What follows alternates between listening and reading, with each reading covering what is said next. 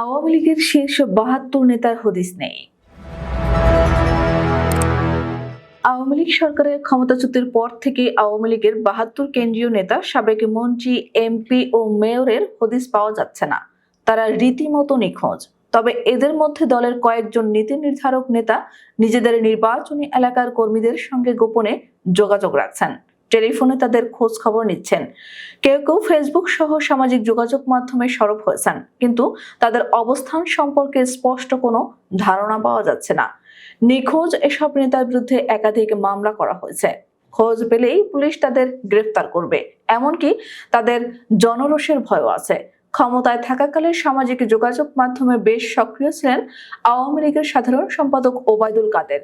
ক্ষমতাচ্যুত হওয়ার আগ পর্যন্ত তিনি খেলা হবে কিংবা পালাবো না ইত্যাদি বলে নিয়মিত গণমাধ্যমের শিরোনাম হতেন।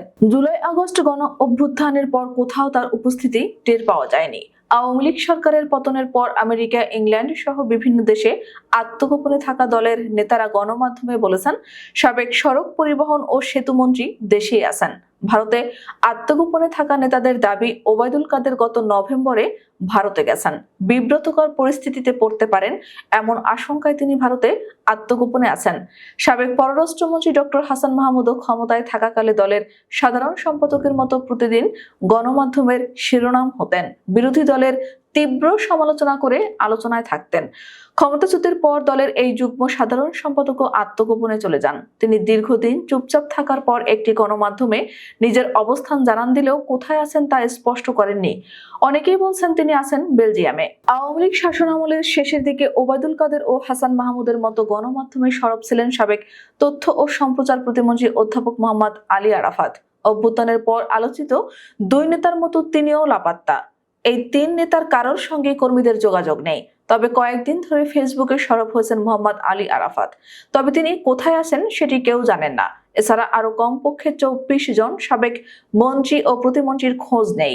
তারা নির্বাচনী এলাকার কর্মীদের সঙ্গেও যোগাযোগ রাখছেন না। তাদের ফোন বা হোয়াটসঅ্যাপ নম্বরও সচল নয়। কয়েকজন সাবেক মন্ত্রী ও প্রতিমন্ত্রীর ঘনিষ্ঠজন বলেছেন, গ্রেফতার এড়াতে তারা আত্মগোপনে আছেন। তারা দেশে নাকি বিদেশে আছেন তাও স্পষ্ট নয়।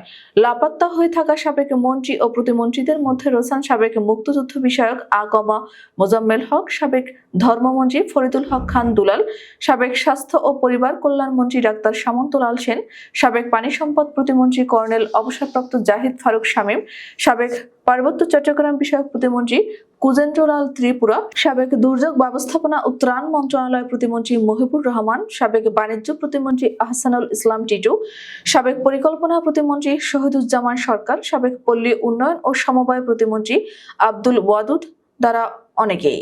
এই মন্ত্রী ও প্রতিমন্ত্রীদের মতো সাবেক রেলপথ মন্ত্রী জিল্লুল হাকিম, প্রাথমিক ও গণশিক্ষা প্রতিমন্ত্রী রুমানা আলী টুসু এবং অর্থ প্রতিমন্ত্রী ওয়াসিকা আয়েশা খানেরও কোনো খবর নেই।